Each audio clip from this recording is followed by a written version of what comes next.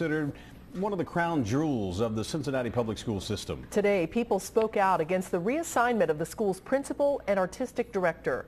The decision followed an independent study of the school after its fundraising arm lost nearly $500,000 in a Ponzi scheme. Local 12's Larry Davis is live outside SCPA with what students and parents are demanding. Larry. Hi, Cammie. Well, usually the drama is inside SCPA, but today it's here on the sidewalk outside the school and over the Rhine.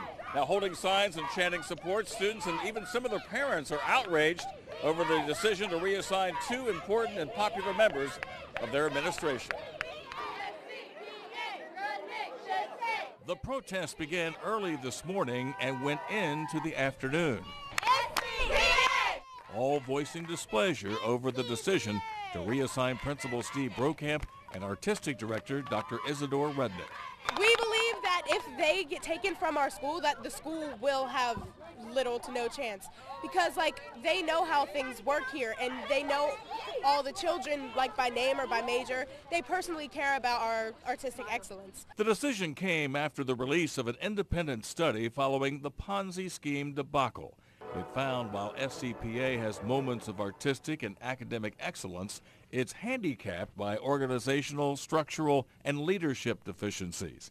It was suggested that CPS evaluate current leadership and restructure responsibilities. The result, the reassignment of both Brokamp and Rudnick. We want them to stay here.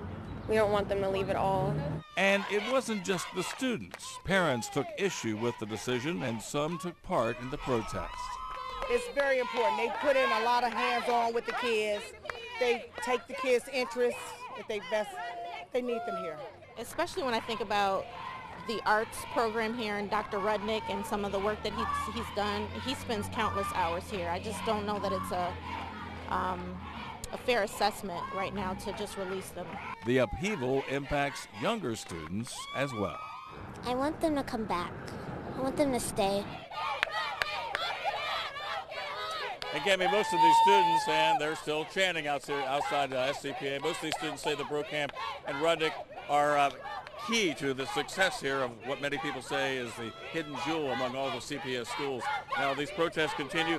Earlier today, there were a lot of high school students out here, and now some of the younger students are taking part, and they hope, the parents hope, that these protests will maybe change some minds here in CPS regarding the SCPA leadership.